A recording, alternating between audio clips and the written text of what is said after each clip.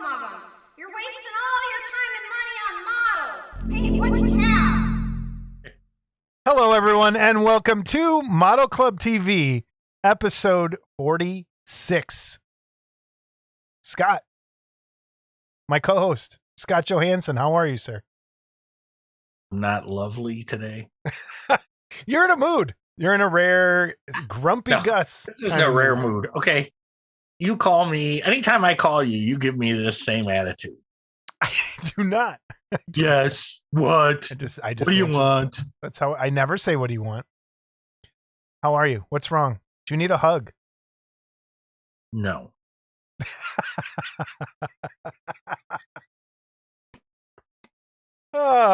It's been a couple weeks. It sure has. It sure has. It's been a couple weeks. I feel like everything's happening at once, and it kind of is. Sure is. It sure is. So, my first question to you is: did you watch The Batman? No.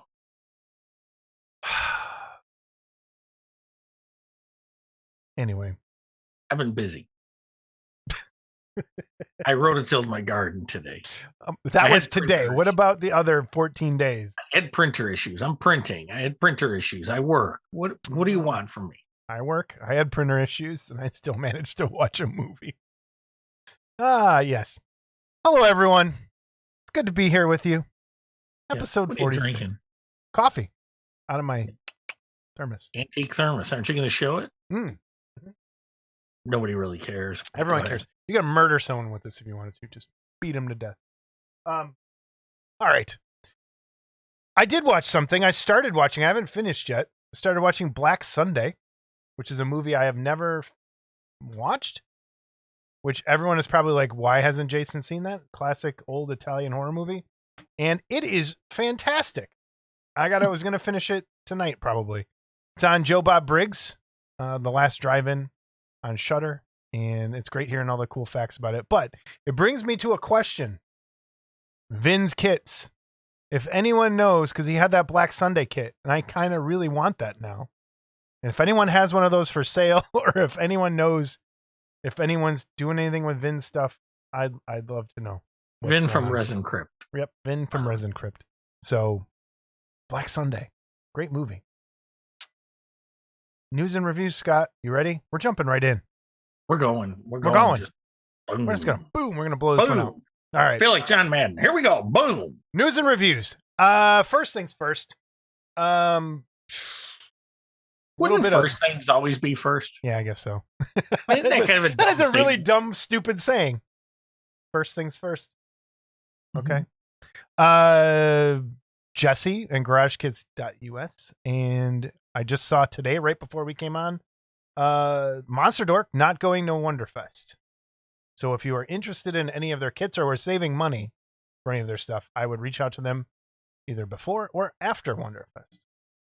So kind of stinks.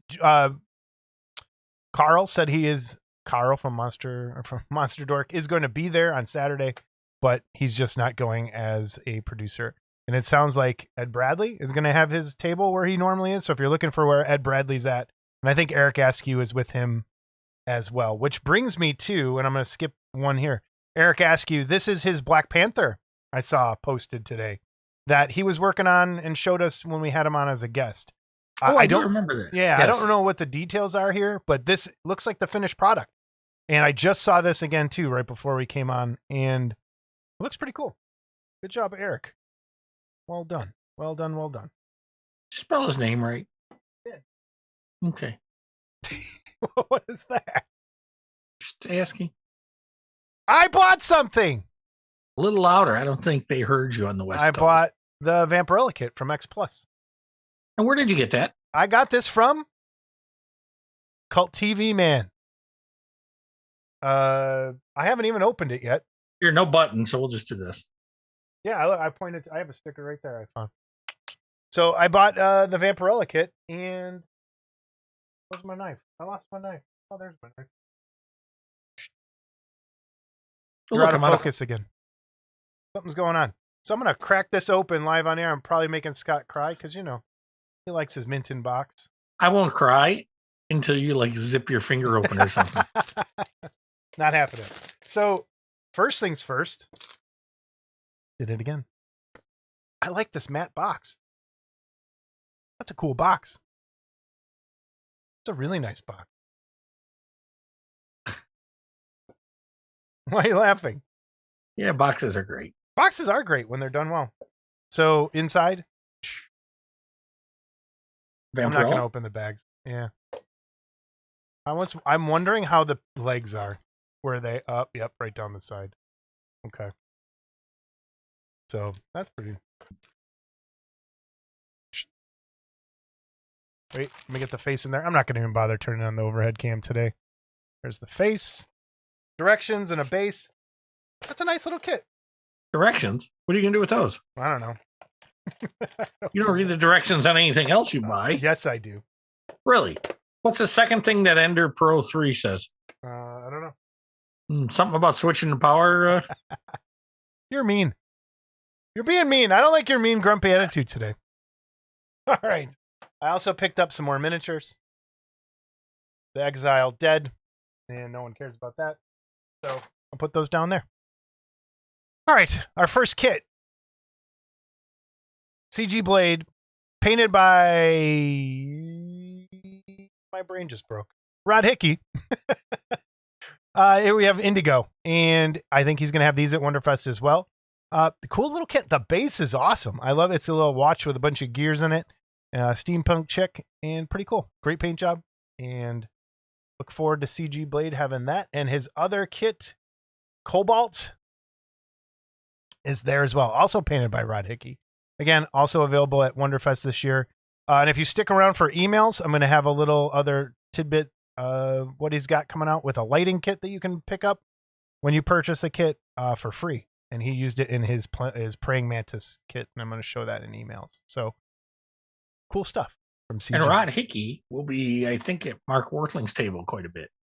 Oh, then he'll be right by Next us. to I'm us. sorry, Rod. Yes. I'm sorry. I've already warned him. That's going to be terrible. Alternative Images is releasing the Son of Frankenstein that was previously by Monsters in the Woods. And they picked it up. Cool Frankenstein kit. Frankenstein's monster. I will correct myself. I own this. Do you? Worth Yes. getting? Yes. Yeah, I think it's the best Son of Frankenstein. And that's what I'm looking for, because that's my favorite out there. movie I like the out of Forbidden them. Zone one. However, I'm not a fan of the don't shoot me, guys. I'm not a fan of the likeness on the monster on the Forbidden Zone one. But otherwise, the Forbidden Zone one is excellent.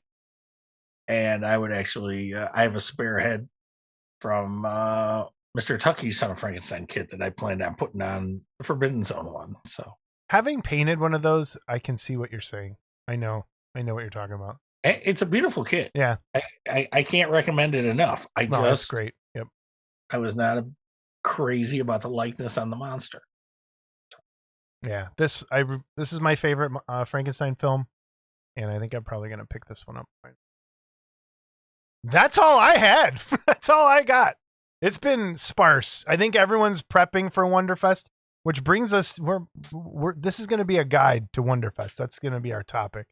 But there's not a lot going on. We're in the I think everyone's got their head down and working on stuff. So what did I get? You asked. what did you get, Scott? I'm so glad you asked, actually. I'm glad I asked too. So I got from our friends at Sweet Life Productions. Uh-oh.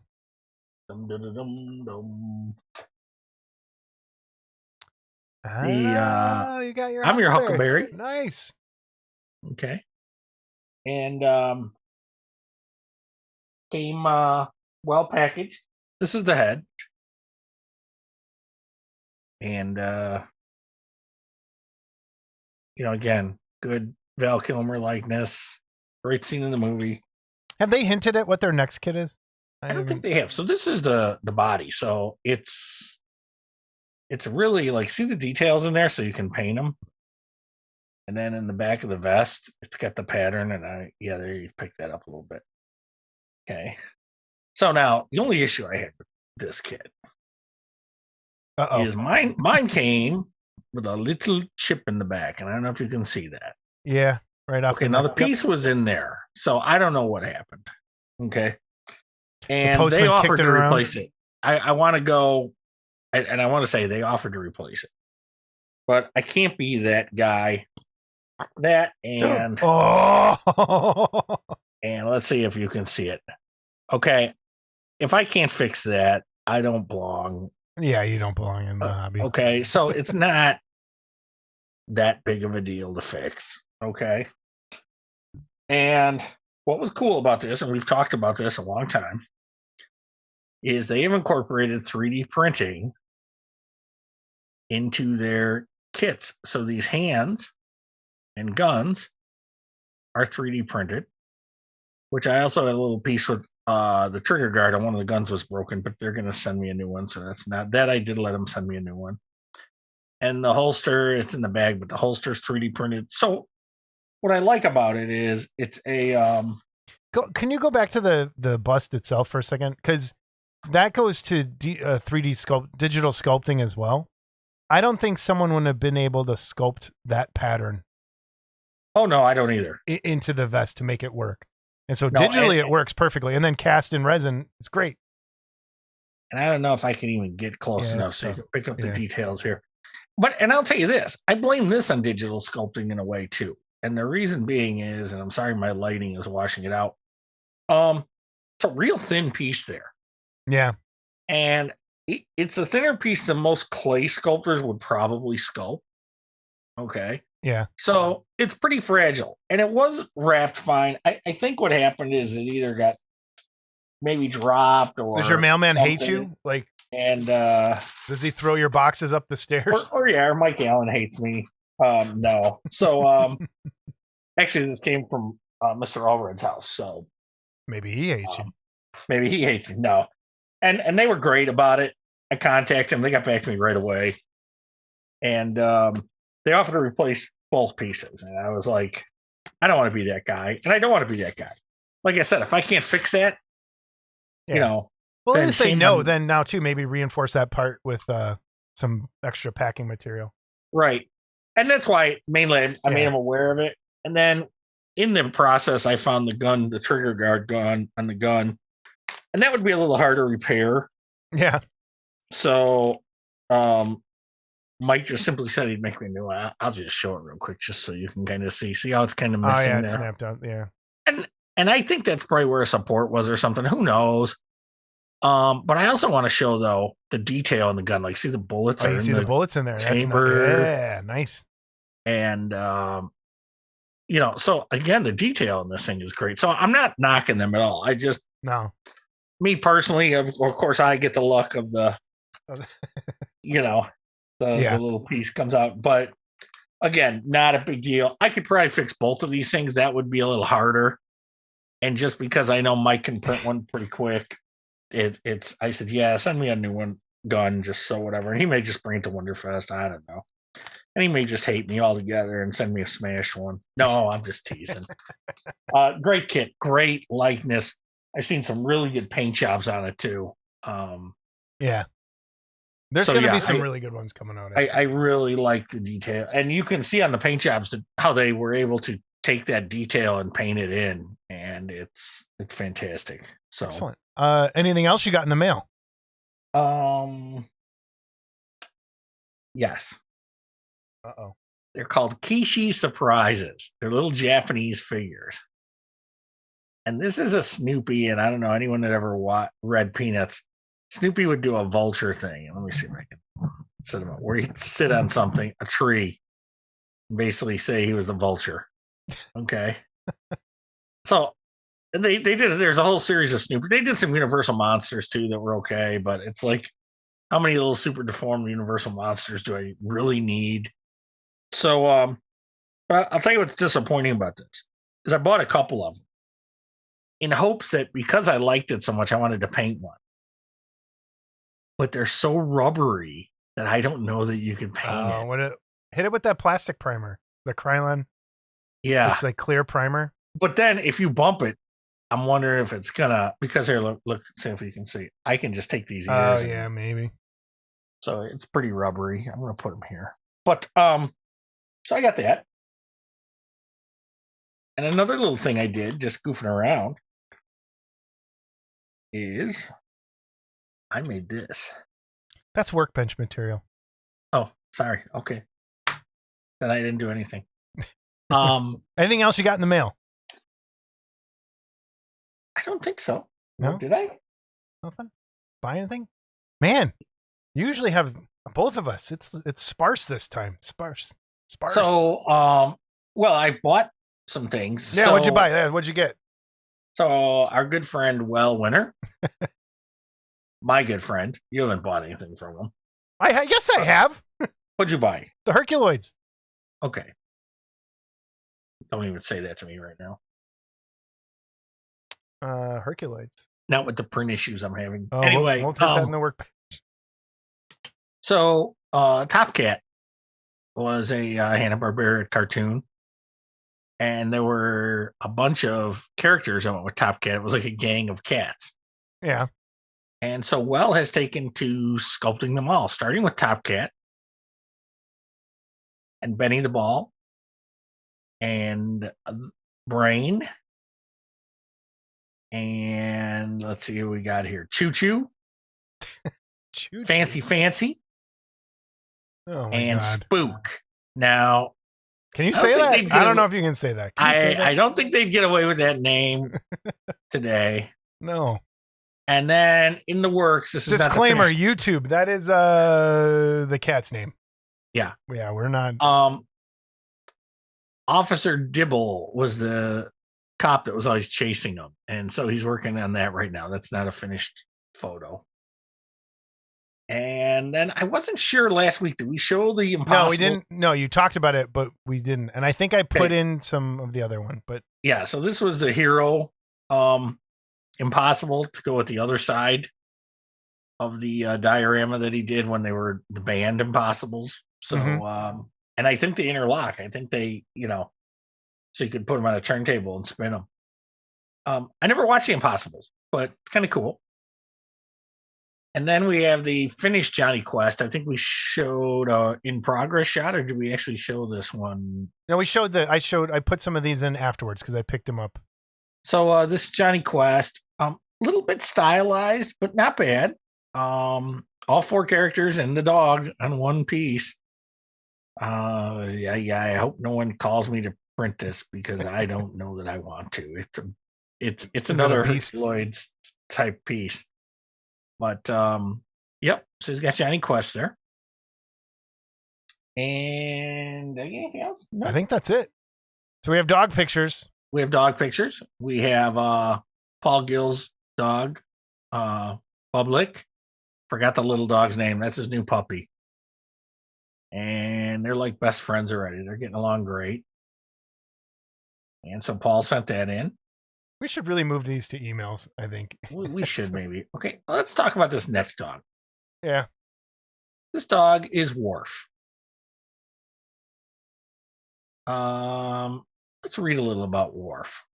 That's Kendall Conniff's dog, Worf. And Kendall sent me a message along with this photo.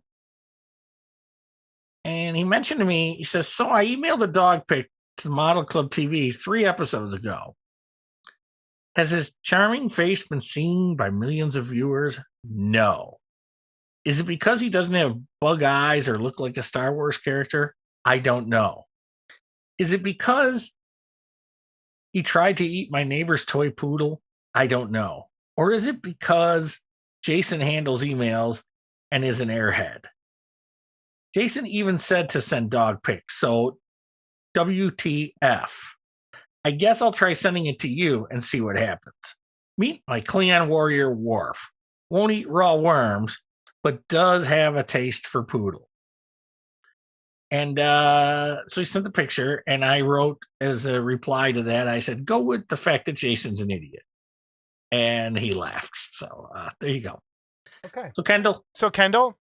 Jason's Kendall. an idiot. Kendall. Jason's an idiot. Kendall. I'm talking to you now, Kendall. Jason's. Go ahead and send all of your emails to Scott. I will appreciate that. Well, this was a private message. Send all of your emails and private messages to Scott. Well, they might get emails answered. So here's what happens. I get emails. I get text messages. I get Facebook messages. I get other emails. I get voicemails. If one dog picture goes haywire, I'm sorry. I'm so sorry. I do have this dog picture from Brian Schultz, though, today. I found that one. How many episodes did he send that ago? Today. Well, this episode. I had more episodes. Wait, I had more? I'm just saying, I did manage to find that one. And Kendall, how many times have I put your stuff on there and handled your emails appropriately? Don't be so defensive. I am defensive over this. I don't appreciate it. I don't appreciate it. I have been attacked, and I don't appreciate it. He asked a question, and I answered it. Yeah. Mm-hmm. Okay. So this next dog is Trevor's dog, Teddy. And Trevor also has a cat, Precious, and in the background is Trevor's wife's cat, Shadow. What? Yeah, so that's Precious and down Shadow. There. Okay, there's cats and a dog? Yep. Mm-hmm. Okay, and then that's Brian Schultz's dog. I have no idea what the name is. Looks friendly dog. Yeah. All right, we're going on to the workbench. Okay, because you hate dogs. Yeah, you know what? No more animal pictures. I'm done. I'll put them in. Send them to me. Send all animal pictures from now on to Scott Johansson. That's I don't even have a button. Get out I'll get you an animal picture button. Scott's Animal Kingdom, we'll call it. No, we could do it like, remember the old WLS in Chicago? Yeah, Animal Story. Yeah. I have a vinyl. I have an LP of that, actually. We could do that. Animal Stories with Scott. Send all your pictures to Scott. I don't want to deal with him anymore. He's dead, Larry Linjack. Yeah, did he? And you'll be dead soon. Because you hate animals. He moved out to California. Okay, and he died. I loved Animal Stories. That was like so the did best. Little Tommy Edwards died too. When? A long time ago. No. I just heard him on the radio. Tommy Edwards. Not that many years ago. No. You said I just heard him on the radio. That implies I don't listen to the radio that much. Okay. I'll have to look that up. Anyway, we're boring people. Workbench.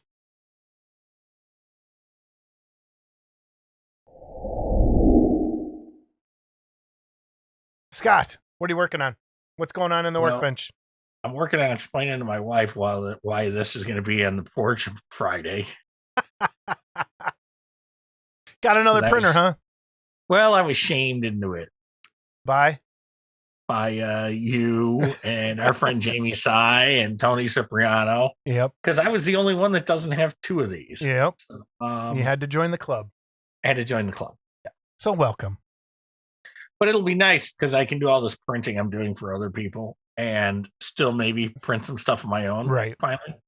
So. It really helped. I just finished doing all the prints that I had to do for Terry Webb for the AFM class for Wonderfest. And it really helped. If I didn't have two printers, I don't think I would have been able to do it. So it helped a lot. And it was frustrating. That Iron Giant was frustrating. The arms, man. So if you're taking that class, please appreciate what some people went through to bring that to you. I want to go on record as saying I offered to help. I asked him to send me the ARM file because I wanted to see, but I don't do it his way. So, if I was to do it my way and they came out, your pieces come out looking like they got blasted with a shotgun. No, they don't. Yes, they do. No, they don't. And it was my job to do, not yours. And I don't like pushing my work off on other people. I tried to help. That's not helping. It would have helped because look at all the resin you wasted. I did. That's fine. But I figured it out. And that was part of the problem. It's figuring it out. Are we going to kill each other this episode? I think we're going to kill each other this episode. I doubt it. By the way, we were talking about, I noticed you have a nice Hanna-Barbera shirt on. I do. That's swell. Yeah, that's nice. I do. It's blue, and I feel uncomfortable. And it's obscene. It's not obscene. Fine. Look, he's flipping us off.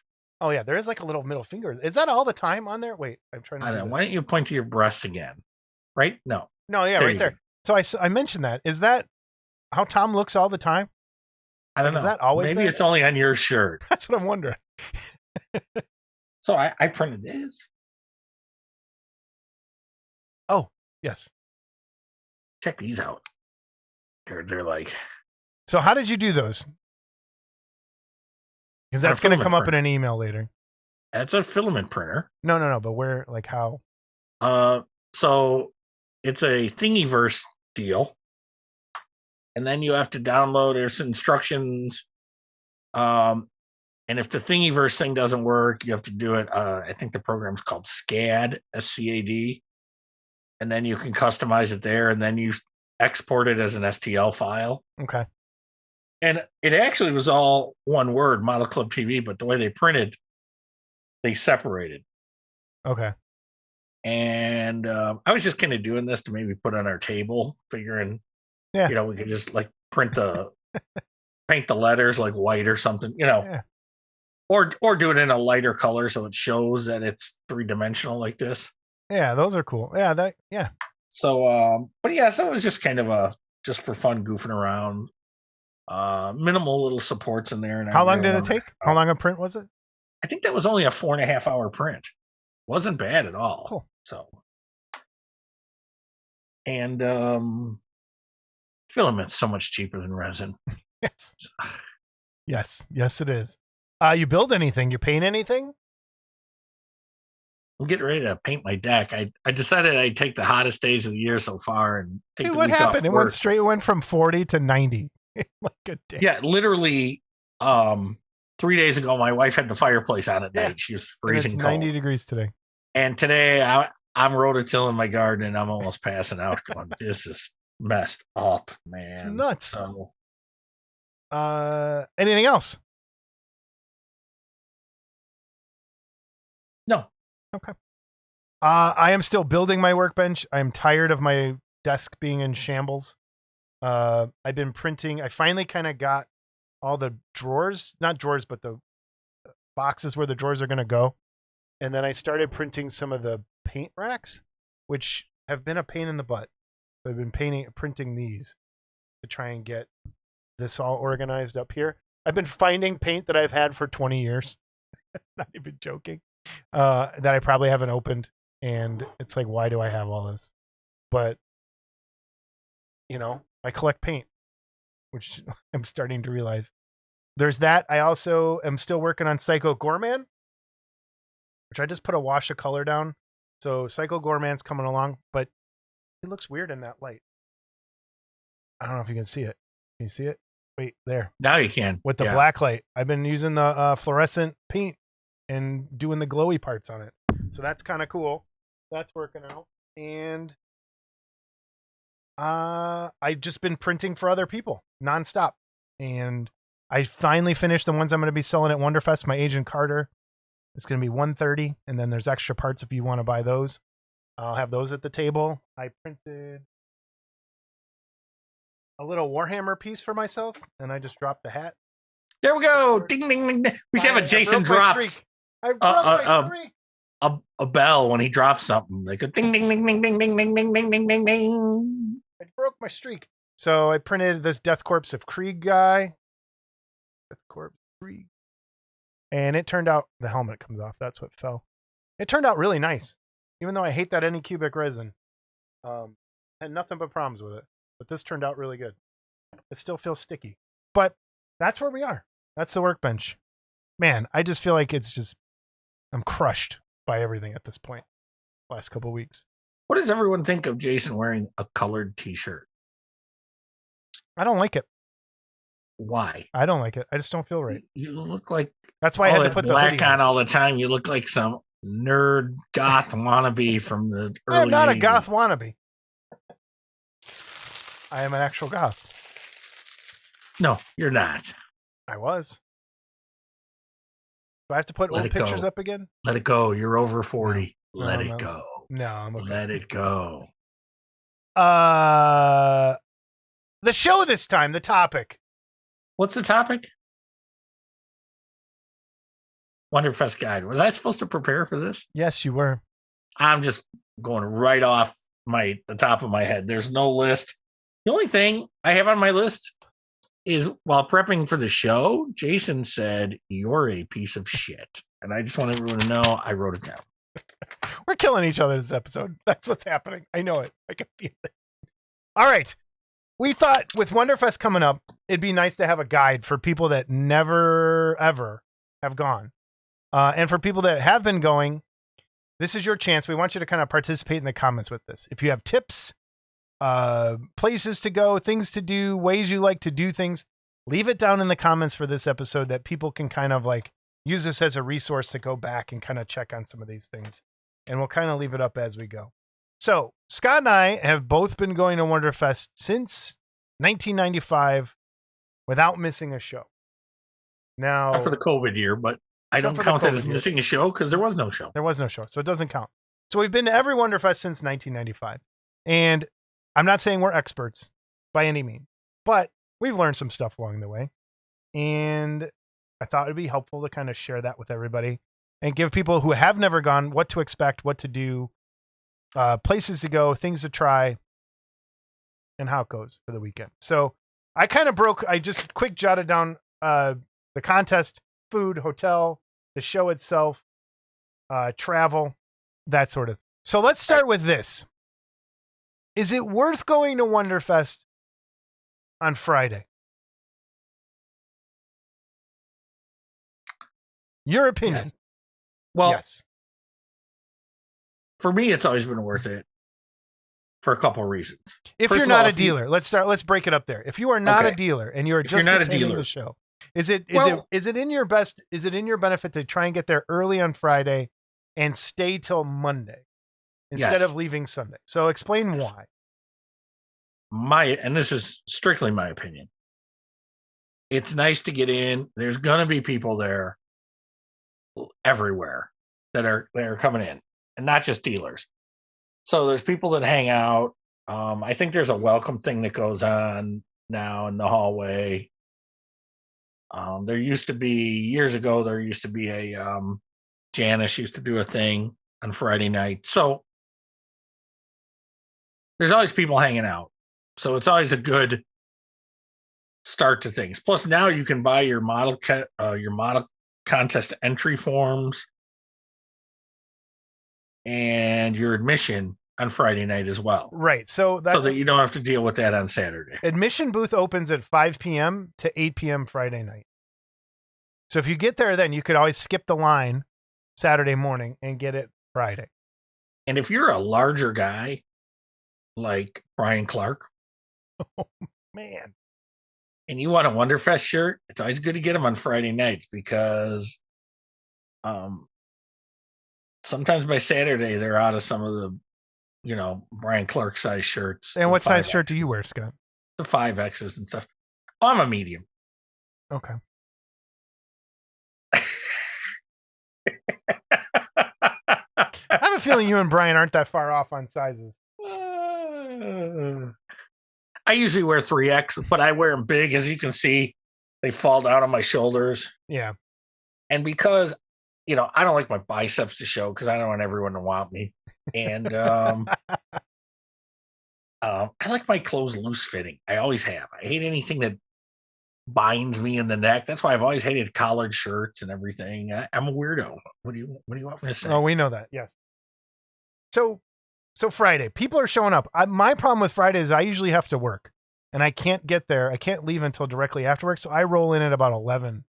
And with the time, there's a time change. So if you're coming from west of Indiana, your time is going to change. You're going to lose an hour. Remember that. Number one. Mm-hmm. So I always lose an hour and I don't get there till like 10 or 11 on Friday night sometimes. But the last couple of years I've been able to get there earlier. So if you are taking a class, you better this year. Yeah, I know I have to. If you're taking a class, one of the FM classes or the Badger class with Blackheart, you have to be there on Friday. And you have to be there on Thursday. Or you have to be on Thursday, really. You have to get there Friday morning if you're driving in. But and to stay till Monday. So planning this trip, is it worth staying till Monday, Scott? Again, it's personal choice. I have done both for various reasons. Sometimes out of necessity, sometimes not. I've learned over the years I used to call it the Wonderfest what do we used to call it? The Wonderfest Blues or the Yeah, the Wonderfest blues. Yep. Downs, and when you left Wonderfest, you were like, it comes and goes so quick that you felt bad that boom, it's over already. Wow. And it depends on your distance that you have to travel and stuff. I like staying till Monday because it gives me that extra night to hang with the people that I don't normally see. And it's just kind of like a last grasp at things. Now, the bad thing is the bar closes early. Ever since they've redone the hotel, Yeah, we'll the talk bar's about really that. We'll not talk the about place, that when we get to but the hotel. but yeah, it's kind of like the last ditch effort. That being said, though, I have left on Sunday. And the nice thing about living closer is I've left Sunday there at like 3, and that's really 2 our time. So by 7 or 8 o'clock, I'm home. Yeah. And sleeping in my own bed. Yeah. And so it's kind of nice too. So that's kind of where I've always been. I usually most of the time had to work Monday morning, but again, now this year I haven't the last couple of years, and I still been going home on Sunday because I have to recharge. We've talked about it before. It's hard for me. Crowds are hard for me sometimes, so I kind of want to just get going. But after he shits in my room, by the way. Yes, I have to because I have no room anymore. He checks out of his room at 11 o'clock, and about 2 o'clock before he goes, he says, I'm like, I gotta "Hey, man, go. Give me your key." I go, "For what?" He goes, "Well, I gotta go to the bathroom." I go, "It's right over there." He goes, No. I go, "You want to go pollute my bathroom?" I ain't going in that one. That bathroom right off the dude. All right, avoid that bathroom, everyone. We'll get to that in a second. But it is nice to stay and hang out with your friends for one last thing. So if you can, stay. But with the way the hotel's costs are going, the way things are going with money, it may not be worth it to you to stay and spend that extra night with money on the hotel room. And same with going Friday. I have no problem telling someone to just come up for Saturday and go. Especially if you're hard for money, it's tough. That hotel takes a chunk out of your kit buying power. And if you want to just come up for Saturday, it's definitely worth just going for Saturday. Don't buy into that hotel rate either, because let me tell you something. Add about $25 to that hotel rate, because by the time they put all their entertainment taxes and crap on there, that hotel rate shot up about $20 to $25. Yeah, and that's it's not the hotel. That's every hotel does that. Just so let's talk about the hotel for a second. The hotel has gone through some changes in the last few years. It used to be that was 14 years ago. I know 14 years ago. Oh my God. It has gone through some changes, and it used to be a lot more show friendly, I think. And it's modernized, which I think the charm of the hotel in the past was that it wasn't a modern hotel. And you kind of had all these kind of antiquated things going on in there. And now it's super expensive. The food is very expensive. The bar is very expensive. And to the point where you might end up spending a lot of your kit money in the bar. My biggest advice is bring a cooler, bring some food that you can snack on during the day, bring beer, bring your own liquor, as we've talked about on this show before, and keep that in your room. That way you're not spending that money in the bar. It will go a long way to bring your own stuff like that. I'm not saying don't support the hotel, but bring your own stuff. It helps quite a bit to bring your own thing. And the bar used to be the place, man. Yeah, I mean, that's where everyone was. And it was just this little hole.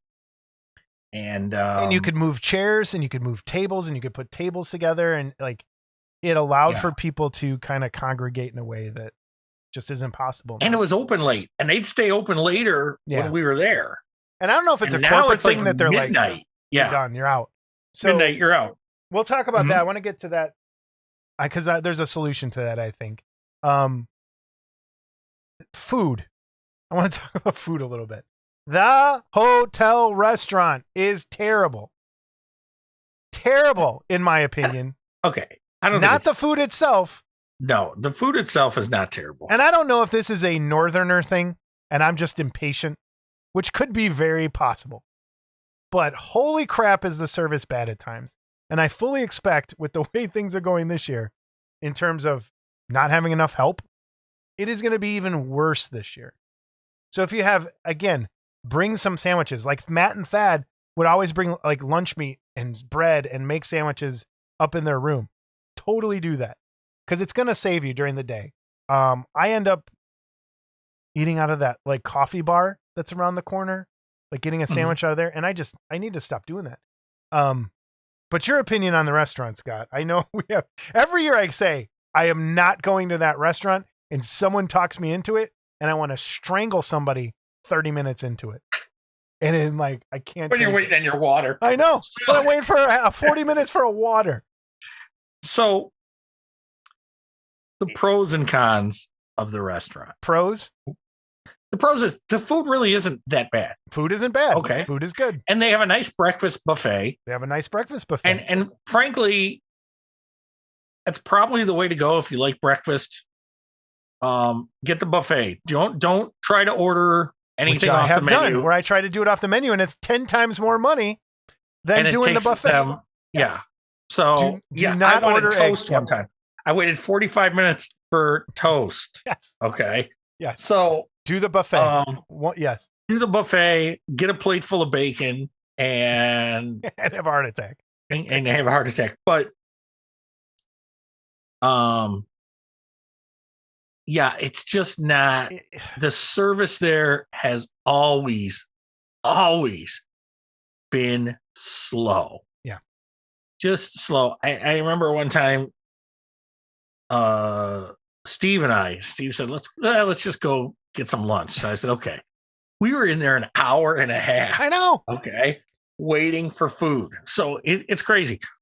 That being said, I've had some great times in that restaurant. Was it 2 years ago, 3 years ago, when you and I and Steve and Thomas Kuntz came in, and Steve knew Thomas Kuntz, and Thomas and his girlfriend sat down with us. And yeah, poor guy. No, but he was really cool. No, it was awesome. I mean, and I'm not saying that. Yes, it is great because everyone in the show can talk, and it gives you some of that stuff that you miss from the old bar. But be prepared. No going in. Prepared to wait. Yeah. You could be in there for 3 hours. And it's not cheap, especially now. It's not cheap. No. So and here's the part, there is a McDonald's very close if you want to go like around and out. If you leave the parking lot and turn right, there's a McDonald's like 2 blocks away, but you kind of can't see it until you get right on top of it. I think there's a Taco Bell over there. There's a Taco Bell over there as well. And there's like a couple other new restaurants right there. And if you want, and if the only problem with that is leaving the hotel and trying to find a parking spot again, especially if the show is very crowded. Sometimes it sucks to give up your parking spot and trying to come back and find. No, but if you go for dinner, you usually find something. Dinner. I'm talking during the day, during the show, like to run and get McDonald's or something. Oh, yeah. So if you're going to eat in the restaurant, breakfast is the way to go. And then bring something of your own for lunch or something to snack on, and then go get dinner. So if Jason eats in the restaurant this year, there will be photos posted. I know, and I will. Someone's going to talk me into it. I know it. And another thing that happens too. Well, and it's convenient. That's the problem with it. That's the balance you have to do with that convenience. I know a lot of people, and I've never done it, go across the street to the bowling alley. Yes, that is a tip. And eat at the bowling alley wherever they got. I think I've only been in there once.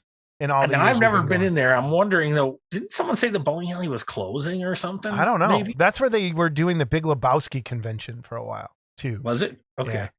So anyway, you know what? I'm going to try and go in there this time. To the bowling alley. Yeah.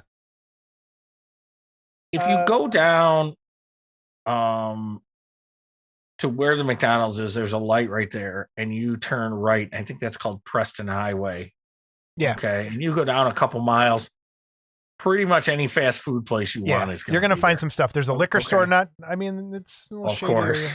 There's a liquor store right over there as well. The shady liquor store. But there's nothing better than a good shady liquor store. And then there's a taco truck in that parking lot usually as well. So if you're in for a taco truck, it's right there in the liquor store parking lot, which is like, that's heaven. Like, come on. But that's food.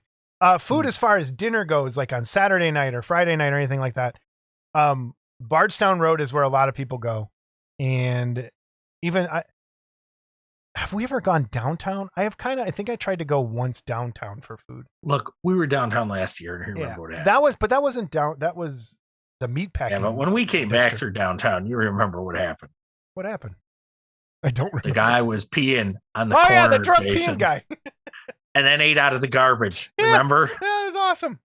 Yeah, that was great. And we couldn't believe it. We were sitting in the car, and I'm like, what is that guy doing? And yeah, he was just just eating out the garbage. He's a like-minded individual. I know his pain.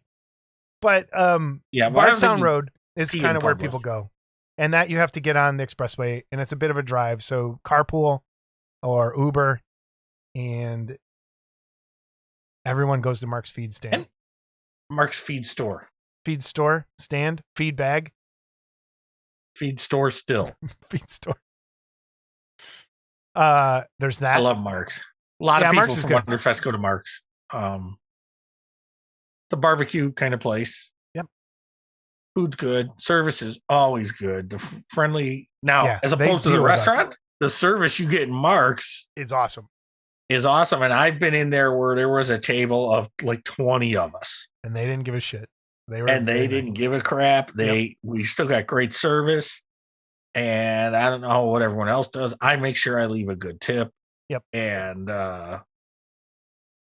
it's. I've also they started to develop further north on Bardstown Road. There's some newer restaurants and bars. We went to a pizza place you didn't like last year, but I kind of did.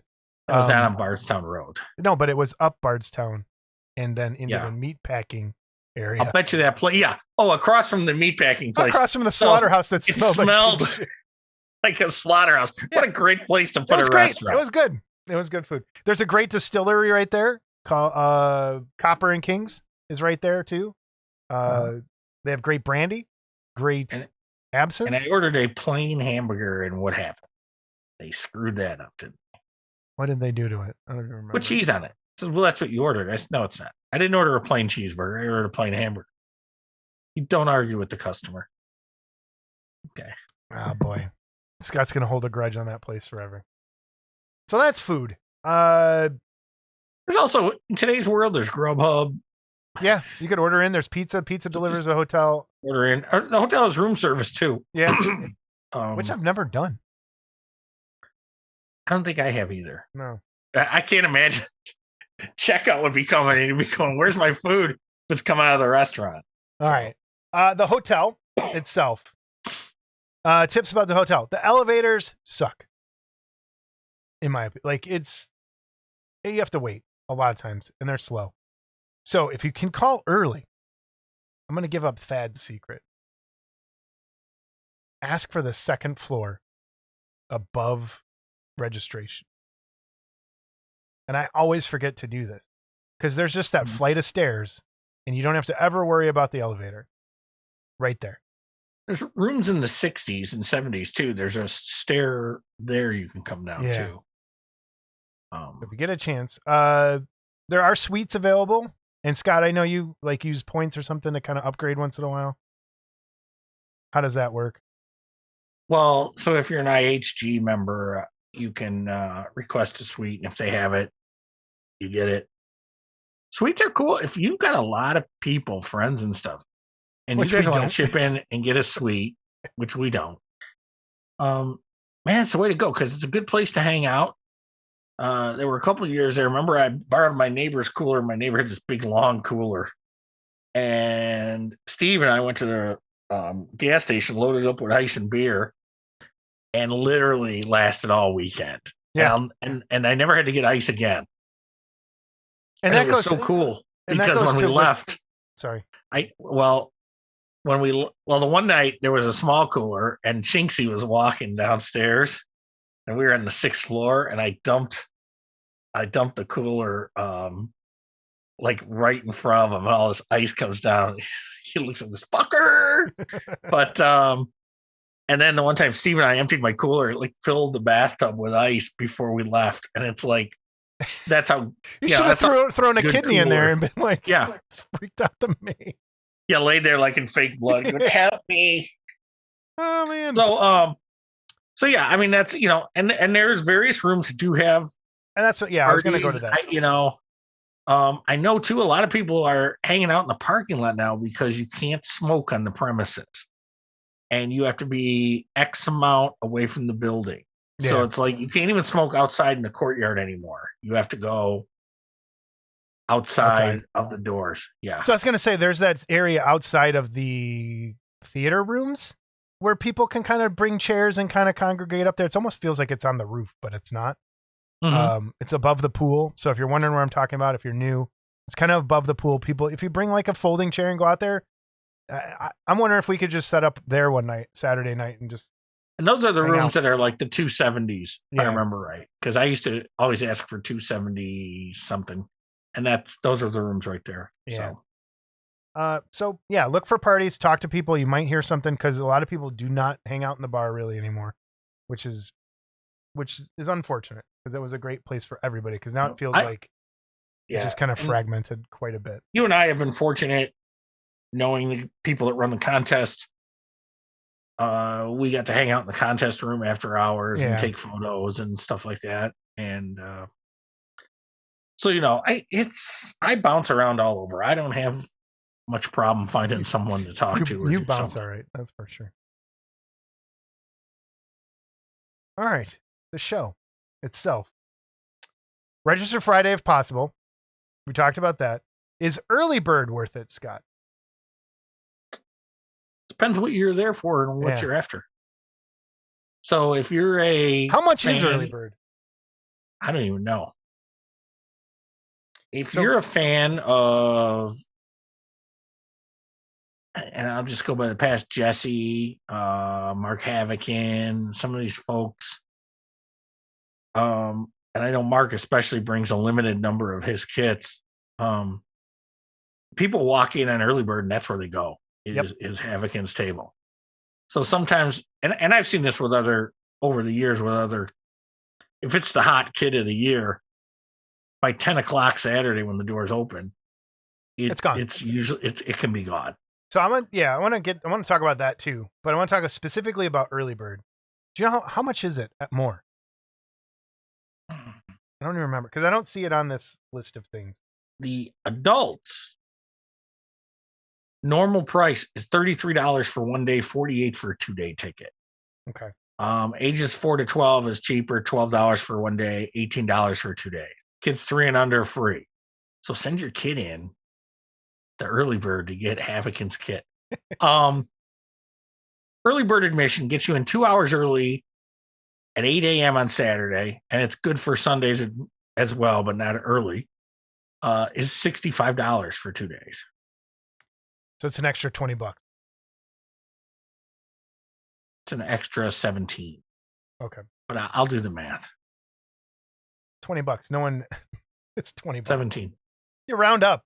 So is it worth $17 extra to get that kit you want? And that's what it comes down to. And that's really what it comes down to. I've been fortunate probably ever since 2000 that I either know somebody or help somebody that gets me a dealer's pass or something. This year, I gotta be in there at 8 a.m. This year, I started printing the one of the trophies, not printing, casting one of the trophies. And so the pay I request is I get a pass to get in early.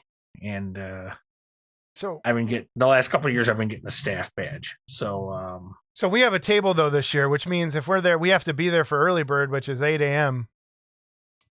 Son of a bitch. So I used to be one of those guys that was like, I wanted to be the first one in the door. And now it has slowly progressed into, I don't go in there until noon because I'm sleeping or something. And yeah, but you generally would get in on Friday night. Yeah. Because you had an AFM badge for all those years. Yeah. So, but I never bought anything. Like, I'm trying to think. So I would say if there's something specifically you're looking for, early bird is a must. So it's paid off for me one time. What's the story? And it was actually, I was a dealer that year too, so it kind of sucked. So there was a rat fink kit that I wanted that the guys from Japan brought.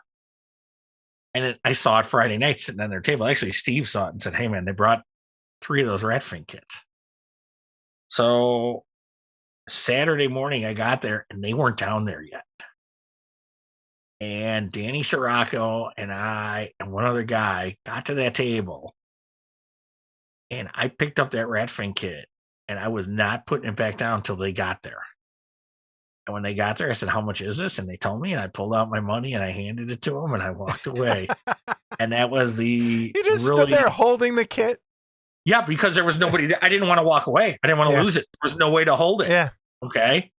So yeah, I stood there holding it because it was like no way. That's funny. It was one of my Grail kits. I still have it. And yeah. And so very cool. That's the one time it paid off. Now I have picked stuff up for other people too, but it's the admission booth itself is open up. It's 5 p.m. on Friday to 8. So if you're there for that time, and then it's at 7:30 a.m. to 5 p.m. Saturday, 9:30 a.m. to 4 p.m. on Sunday. So depending on when you get there, those are the times for that. The dealer room officially opens at 10, 8 a.m. for early bird on Saturday. Dealers can get in at 7. Just dealers can get in at 7. Dealer. So we have that. I like to do a first lap around and then kind of decide what I'm going to buy. Like, I usually don't pick up anything anymore on the first. It's like, but if you see it and it's something you want, I would suggest buying it there and then. Because after that first lap, that's what everyone's kind of doing. I would pick it up. It's going to be gone. I am the opposite sometimes. And how does yours go? Well, if it's something that I know I'm going to get, like that rat fink that time. If it's something I know I'm going for, yeah. Okay, boom, give it to me now. I don't want to play around. Yeah. I don't want to screw it. Just give it to me now. Well, mine's more back, I think, because from back in the day, there was no internet, so you didn't know what was there sometimes. So you had to kind of just quick go see what was around and then go, okay. But yeah, I know what you're saying. And that's what I suggest. Do what Scott does. If it's something you really want, snag it then. Let me ask you this. When you walk in the door, do you go left? Do you go right? Do you go straight?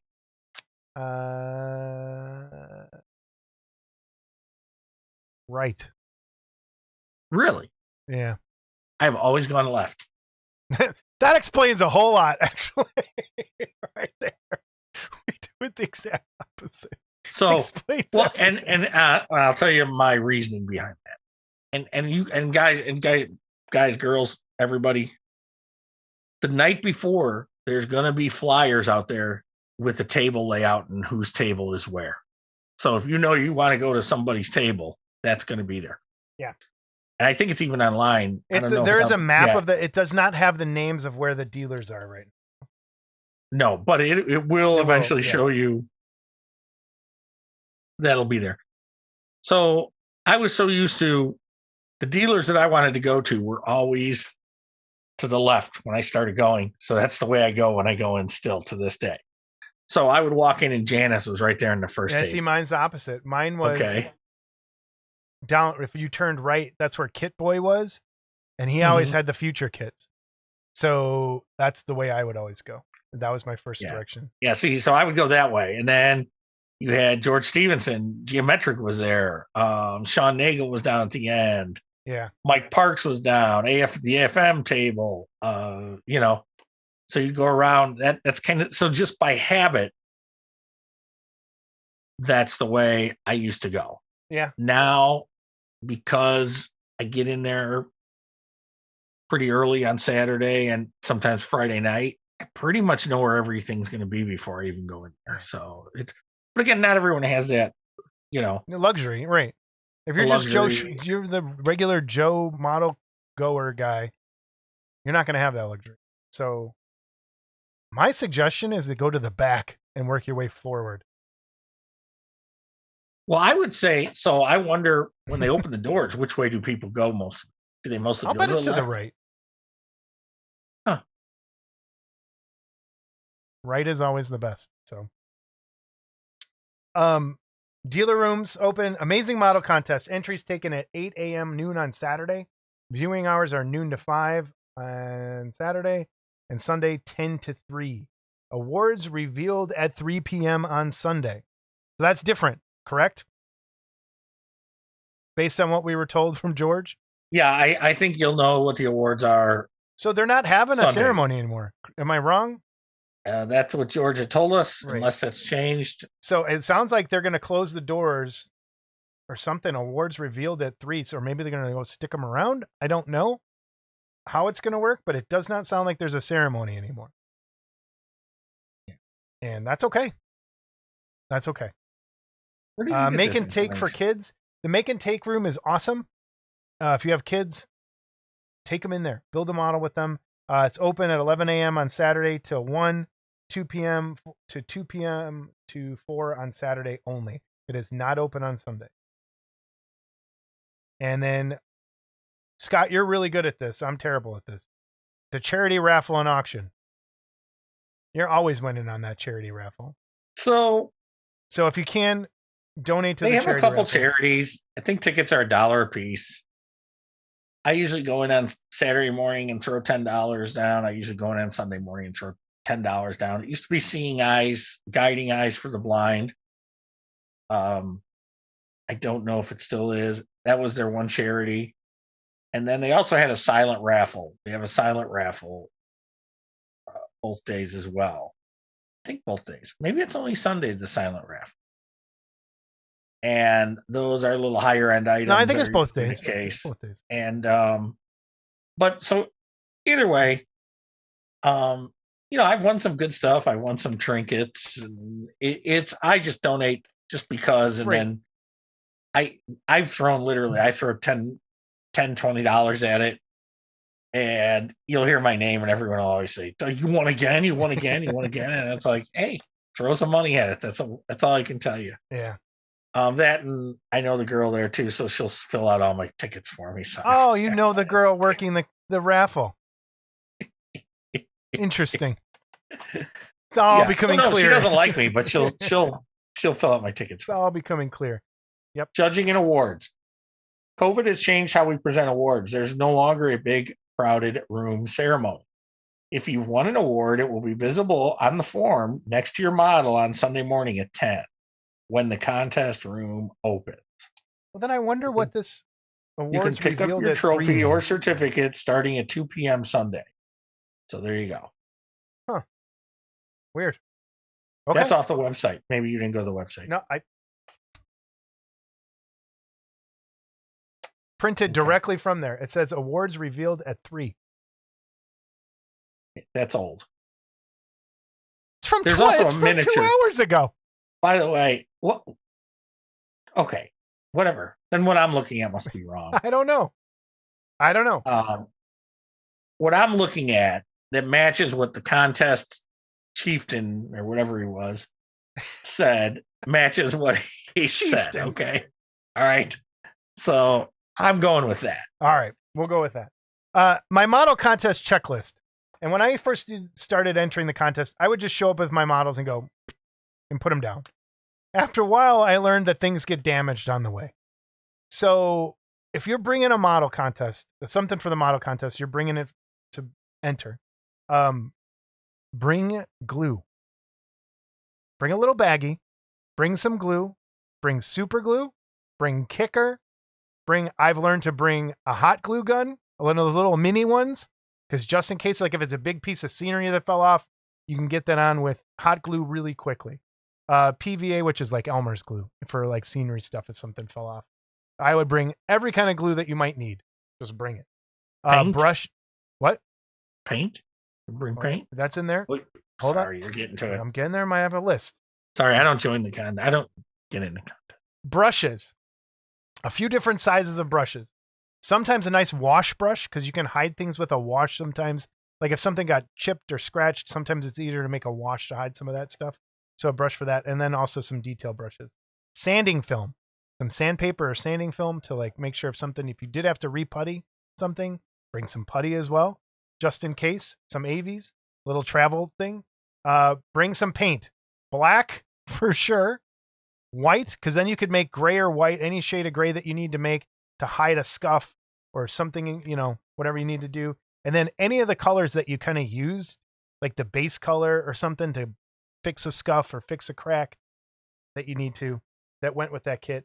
And if you have some sort of electronics, extra batteries, all of that, because you never know what's going to happen with that stuff. Extra everything. And it saved I think the one year we did Model Club contest, my base basically cracked in half. I'd made this tree, and the heat in the car caused the tree to break. And I had to hot glue that thing and redo everything and put it back together. And it's really helpful to have a little travel kit for the contest to fix things. Mm-hmm. And there will be people there that. Yeah, you could be the lifever. So you could ask help around, somebody. Yep. So if you forget it. But it's great. I know and Mike also, Wallace brings a little tool, a tackle box. He would always bring. And if your kit is damaged in transit, make note of that on your form, because they'll allow for that in the judging. So okay, the next thing I want to talk about here, and we'll kind of round this out, is they only had the schedule for. They didn't have any of the vehicle stuff up yet. It was just the figures when it came to the schedule of like events. So upstairs theater A, you have the Rondo Awards at 4 to 6, which I'm kind of salty about. We weren't nominated for the Rondo Awards for the best podcast. We should. Upstairs theater B, 12:30 to be determined. I'm going to skip that because there's nothing there. It says to be determined. Figure how to demos. This is where we're at. In the Russell Room, my first resin kit, Tom Grossman, 12 to 1. Realistic flesh tones made easy. Randy Van Dyke from 1 to 2. Model photography enhancement at 2 to 3. And that is with Crazy Joe. Leather effects. And from 2:45 to 3, Crazy Joe will teach you how to drink. In the morning. Yeah. That's AM. Leather effects from Matt Mrozik, 3 to 4. And Crazy Joe's Color Lab, 4 to 5. And that's Crazy Joe. So that's on Saturday. Vehicle how-to demos. It just has the Iron Modeler listed so far in the Elliott Room. Runs till 10 p.m. Starts at 5:45. How come they never put the Model Club contest on their official thing? Because we weren't part of that. I'm still salty. Sunday. Sunday Morning Dinosaur with Crazy Joe, 9 a.m. to 10. Costuming and masking. Ross Waddell, 10 to 11. Kind of want to. Ross does, by the way. Ross does some great superhero stuff, and so I'm sure that's covered in this costuming and masking. And that looks. I might go sit in on that one. Yeah, I kind of want to. I've seen that, but Ross is a good guy. Facing It from 11 to 12 with Anya Shatinia. I don't know. I'm slaughtering that name. We should get her on. Actually, she's really good. And then Airbrush Care and Feeding from 12 to 1 on Sunday with Tom Grossman. 3 p.m. What are you feeding your airbrush? Is there special airbrush food? I don't know. 3 p.m. Amazing Model Contest winners will be revealed. That's what it says here again. 5 p.m. Wonderfest 2022 ends on Sunday. And then 7:30 p.m. Wonderfest Wrap Party Upstairs Theater. Maybe we should do that. You're out of focus again. It's that light. I don't know what's going on with you. Sometimes I gotta go way back and then get close. So that's kind of the little mini schedule. As far as guests goes, are you a big guest guy? So it's funny you should ask that. The second show I ever went to, the first show I ever went to, Ed Big Daddy Roth was there. And I still have regrets because he was selling these like big rat fink things on a stick or whatever. And he'd autograph them. They were $20. And it's like, yeah, whatever. Because I was just kind of getting out of collecting strictly Auroras. So I was just kind of dipping my toes into the garage kit stuff. So Ed Roth was there. And I think Ed died in the next 2 years, never made another appearance. So it was like, I'm kind of upset I missed that one. Second year I ever went was Ray Harryhausen. And that was kind of cool. He autographed my program. Remember in the good old days, I you have used to it. get a little Yep. swag bag when you went into Wonderfest I have it somewhere. with a program and stuff. So I had Ray autograph that. And clean, a real clean autograph, not a scribbly autograph. I mean, it's a nice autograph. After that, guests really didn't mean a whole lot to me. There were a few that I always thought they should have, and they didn't. But one was Basil Gogos. Basil Gogos was always at a Chiller show, always. So Ed Baukley got me a lot of autographed Gogos art prints. So I was able to finally meet Basil at the one Wonderfest he did. And it was just a shame. So that was an exciting guest for me. So Yvonne Craig, but for whatever reason I didn't get her autograph, probably because she charged for it. And it's like, I don't believe in paying. Did she have a restraining autographs. order against you, or No. Chinksy. That makes sense. That totally makes sense. But and I've told the Ben Chapman story how I played the pinball machine with him when I met him in Vegas at Rob Rotundi's Imagination Show. And another autograph I kind of wish I would have gotten, but I'm not a big autograph guy, so the guests I'm not either. Aren't a lot of fun to me. I mean, they're okay. I know a lot of them. I've seen them. Frank Dietz is going to be there. Frank's been there, and I know Frank a long time. And I like to bust chops with Frank. We should get Frank on the show. And wait, if Frank comes on the show, if he's in the String Actors Guild, do we have to pay them? Oh yeah, that's a good question. Maybe we have to sign a waiver. So I mean, the guests are the guests are fun, but it's just not why I go. Yeah. I think this year there's Kirk Thatcher is going to be there, who is a Muppets guy. And I do want to go to that one. But I think the rest, I'm kind of. Greg Nicotero canceled, and Greg's really cool, but I've never really approached him other than I got an autograph for my wife because she watches the show. But yeah, the guests just for me are not. Now, that being said, Rick Sternbach, who is a designer for Star Trek, and he painted the Ready Room Enterprise for Next Generation years ago. And I just bumped into him in an elevator and started talking just for a few seconds a couple of years ago. And he's a really nice guy. So I don't have anything against the guests. It never fit into my schedule. Like, that being said, yeah, Phil and I they sat Ken Kelly and his lady friend at the time next to us in a booth in the restaurant. And Ken Kelly was an absolute riot.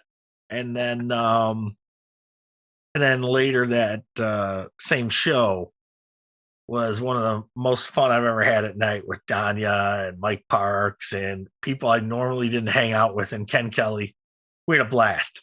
Ken Kelly was an absolute blast for me. But it wasn't because he was Ken Kelly. It was just because we were having a good time busting chops. And that's the good thing about Wonderfest is people tend to mingle instead of going hide on their own. So, Horror Hound is kind of like that too, where the guests are kind of in with everybody, which is kind of it's just a fun way to see that people are normal people at that point. And Bob Burns bought one of my King Kongs. Did he? Yeah. Nice. Is there anything else you want to say about Wonderfest? I bring cash. I know people we accept PayPal. I'm sure other people do, but bring cash. The AATM will run out of money. What else? Anything else like tip wise? Again, if you have anything, leave them in the comments. Yes, I do have a tip. Good, go. Open everything you buy there. Yes. Check for missing pieces. Check for whatever, because that's the best place to get that issue resolved. Yep. Okay. Yeah. The best place to get that is After just packing like 12 boxes, I can totally see how parts go missing. So, yes, please check your boxes. But it's Louisville. If you get a chance, if you're staying late, the Bourbon Trail is cool. I went down to Maker's Mark one time. I went over to Jim Beam, the distilleries. Those are worth going to. There's a ton of stuff like that. The zoo's really cool. Hey, we're seeing a drinking pattern here. Makers is great. Makers is awesome to go visit. It is so cool over there. Have you been to the baseball bat factory? Yes. Is that worth going to? It's kind of cool if you're a sports fan. Okay. I have, matter of fact, I'm looking at it right now. I have one of those little baseball bats. Yeah. With my name engraved in it. So I had that done, and then they sent it to you. Awesome. They'll send it to you. So yeah, there is a bunch of little tourist stuff. It's on Wonderfest website. You can go through and check out some of that stuff. But yeah, if you have anything else for people, leave it in the comments. We'd love to see what other people's ideas are. I do have a few things for people coming from the Chicago area, or that have to come through Chicago and Northwest Indiana to get there. Okay. Don't plan on coming through there after 2:00 in the afternoon on a Friday, because it's a nightmare. Yep. So plan yourself an alternate route prior. Okay. There's a lot of, because especially that corridor of I-80 in Indiana to I-65, which goes south, which takes you almost all the way through. Which is right where I live. It's horrible. Yeah. So look at the streets. There's alternatives. Indianapolis. And Indianapolis, I think, is still closed. So I think you still have to take the bypass around. Oh, no, I'm sorry. The Indianapolis Avenue, all the way south. Oh, Indianapolis. Well, yes. What is it, 41? Indianapolis Boulevard goes all the way to Route 30, which you can cut over west. You can take Indianapolis Avenue all the way. Yeah, you can take 41 all the way to like 72. And it's not... It's like a state road once you get there's no gas on that road. 15 miles, but I found that out. Yes, you can go that way. I mean, so just look at your alternatives to Northwest Indiana, because there's construction on 57 as well if you're coming through this way. I found out. But yeah, check your maps. So there's ways around. We live in the area, so I've hopped off and hopped back on, but check your maps and don't be just head south and head west. You'll eventually get back to I-65. So you will. Okay. Emails, corrections, and voicemails, Scott. Ugh. Sorry, that's in case CG Blade left some. He did. It's coming up here shortly. First, any corrections? Did we screw anything up last time? I doubt it. No, I doubt it too. All right. Brian Schultz sent an email to me specifically that was awesome, but it was not for the show. And I thank Brian for that amazing email he sent, and I truly appreciate it. But Brian did share some of his sculpture work, so I wanted that to be shown here. Some cool metal work that I really, really like, and some other model kits that he has in here. Some cars, some Masha Krieger stuff, and a tank. But great sculpture and some other stuff he's doing. So thanks, Brian, for watching. I truly appreciate that. And we showed his dog earlier as well. But again, all dog pictures now go to Scott Johansson. I will not be sharing any animal pictures sent to me. You're such a baby. Just admit, you screwed the guy. I screwed the guy? Screwed the pooch. Screwed the guy? Okay. Yeah, screwed the guy. One of our loyal listeners. Loyal listeners. And you jerked him around. I jerked him around. From Jerry Frade. Hi, Scott and Jason. First, need to say thank you so much for the wonderful comments from last week's episode. I did not expect that at all, and it blew my freaking mind. I received so many wonderful comments from many people, and because of all that, it just inspires me to keep painting and keep trying to improve every time. Great episode as usual. Scott's collection is amazing. I love how neat it is all put away, but I do hope you guys put some freaking labels on those bins while you had them open. I think Scott can have his own Wonderfest in his basement if he wanted, but he should call it I Wonder Fest. I wonder what the F is in the bin. All jokes aside, like me, I bet lots of people wish we had a collection like that. Again, thank you for everything you guys do, Jerry Fraid. And he sent in more pictures, some Mad Max, some Star Trek, and they'll be in the gallery as well. Thanks, Jerry. Next, Virginia Peters. Hi, Jason. It's Virginia. Just wanted to show you my latest build-up and let Scott know even I can build and paint even though I may not be feeling well. And here she is, the finished Grim Reaper kit. And that will be in the gallery as well. Here we go with the I can paint. Geez, Pete. And then we have from CG Blade, he took the, who makes this kit? AMT? Yes, it was AMT. Gigantics. The Gigantics, the Praying Mantis, and we're going to play a quick video here that he had sent in that has the lighting kit that he is giving away with his kits at Wonderfest, and he used it to tweak up the base on the Praying Mantis. So we'll have the gallery pictures here as well, but here's what CG did to the Praying Mantis. Okay, so basically we took the Gigantics Praying Mantis kit and stuck a couple of, we have 3 LEDs back there. One's yellow, one is orange, one is red. Those LEDs are made for the Crimson kit, and they will be in the lava in Crimson. If you were to purchase Crimson, you get free lights with all the kits. They're very easy to put together. I'll show you in a minute. Here it comes.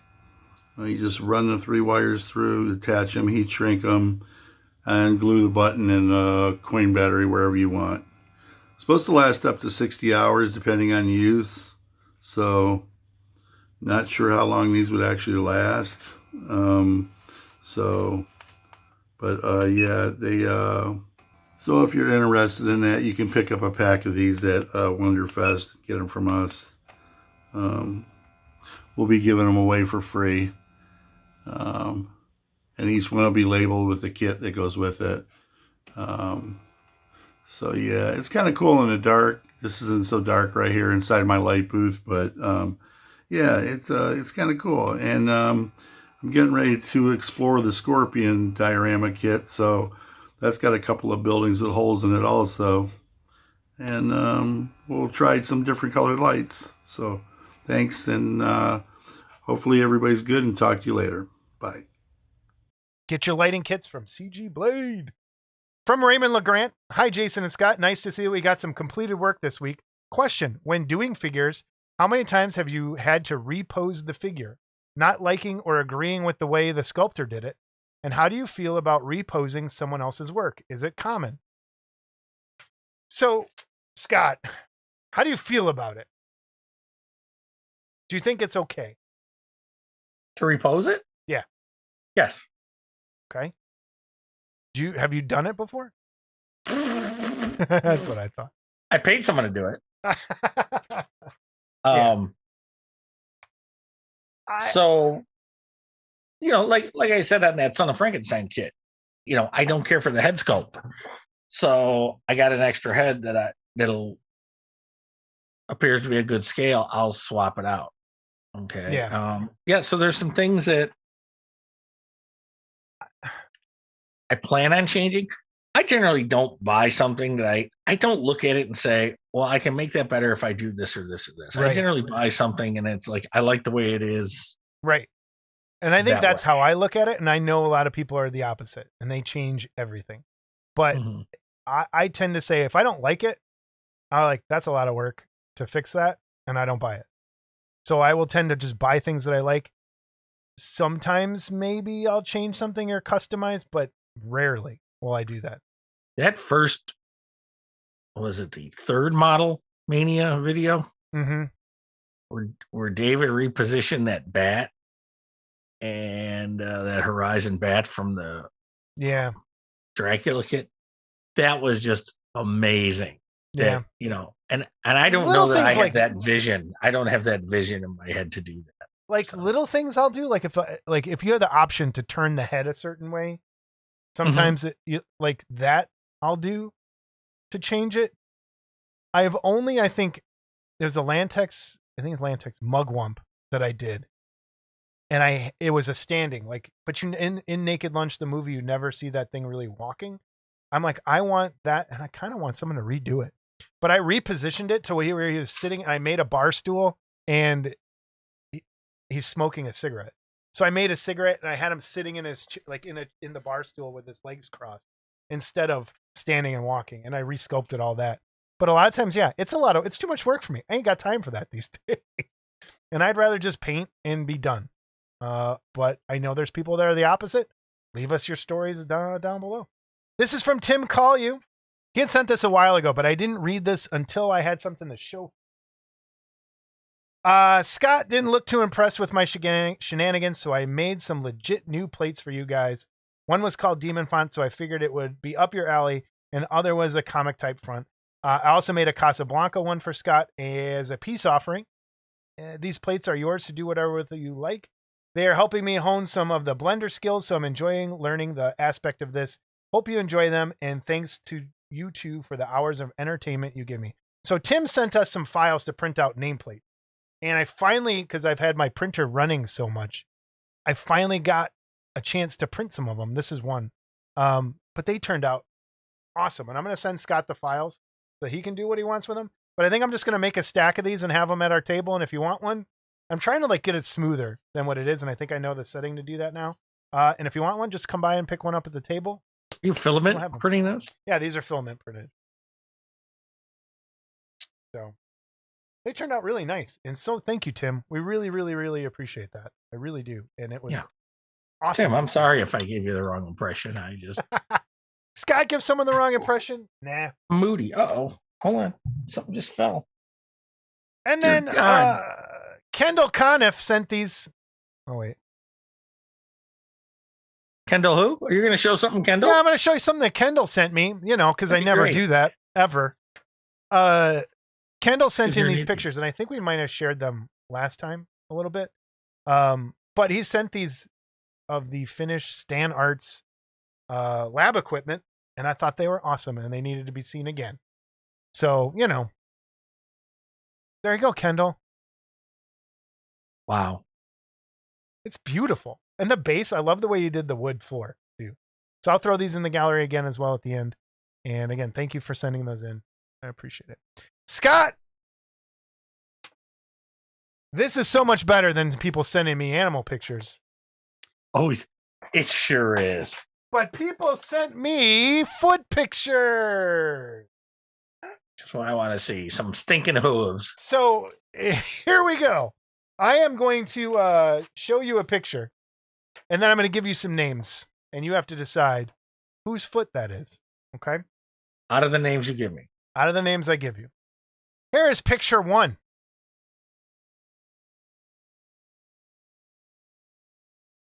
It also includes an animal picture. A couple of these do, actually. You have a choice between Trevor, Mark Orthling, or Laura Stan, or Chuck Hamoka. Whose feet do those belong to?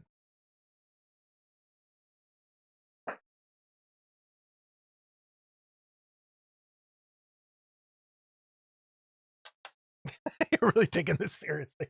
They're Chuck's. Those are Chuck's feet. How do you know that? Oh, those are Chuck's feet. How did you know those were Chuck's feet? How did you deduce? Since you seem to be a foot expert. Okay. Well, because I've known Trevor a long time, so I think Trevor's got some gnarly ass feet. Okay. Who was the second person you gave me? Worthling. Worthling. See, Worthling sent me pictures of his animals, and I didn't have a cat in there, so he kind of. Okay. Okay. And if those were Laura Stan's feet, Laura, I love you, but no. So yeah. All right. So that's how I deduced. Then I kind of can see some hair in the legs, and I don't think there's a single woman out there that would. That's not true. Have you seen the protesters recently? Well, that's a different story. They're not watching this show. That's true. Okay, next picture. It's kind of a trick question. Guess who sent this in? I would say Trevor sent this Trevor in. did send that in. You want And to that explain was, this picture to everyone? Yeah. So one year, This is a Wonderfest story. Ed Baukel used to make fun of his wife's feet. And he used to say they were so ugly that the carpet would run away from it. And so one year we were at the restaurant and she put it up my lap and I grabbed her by the ankles. I slathered them in butter. So anyway, What? Ed, yes, yeah, I'm a maniac. So Ed did one of those plaster castings of his wife's foot and had Steve paint it, and you can kind of see it on here. It looks like a real foot. Okay. And we had so much fun with it the one year. Yeah. And Thad had a bunch of pictures of it. And it was like we were all worshiping it. We had a picture of it. The foot was everywhere. Statue that used to be there. We had it in the bathroom. We had it holding a cigarette. We had Bill Stout looking at it, talking about one of the guests going, if that was my foot, I'd cut it off too.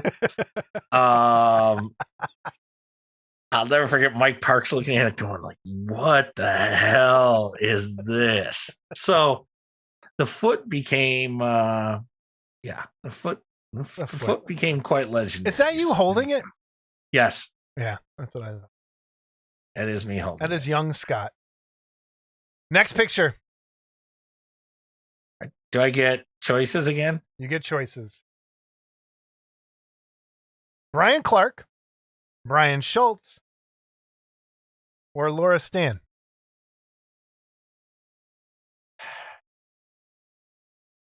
This is something gross enough. It had to be Clark. Okay, Nope. This has got to be Clark. That is a Laura Stan foot. That would have been my second guess. Okay. All right. I don't even. I've heard stories of people putting peanut butter on themselves for dogs. I have a feeling. I hope this isn't where that was going, but no, you leave Laura alone. She's the favorite. right. But Laura, Scott's just throwing up in his mouth a little bit. All right, couple more to go. And the dog's looking at it like it's perfectly normal. Like, hey, that's what dogs do. That goes on a lot in that house, I think. That's. Well, what do you think that we? What do you mean that goes on a lot in that house? I mean, like dogs. Yeah, like if that's normal. Like I wouldn't want a dog licking my feet, though. You eat out of the garbage. Yeah, but I wouldn't want a dog licking my foot. Well, nice to know you have a line. I do have a line. Okay. Well, who was like? Was it a cat? Someone's cat or dog used to lick my head. I think because of the salt from the sweat. Okay. All right. What are my choices here? Your choices are Brian Schultz or Mark Worthling.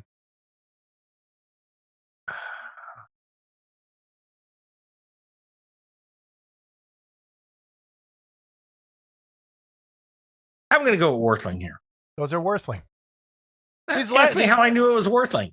How'd you know it was Worthling? Because there's styrofoam popcorn in a bag behind it.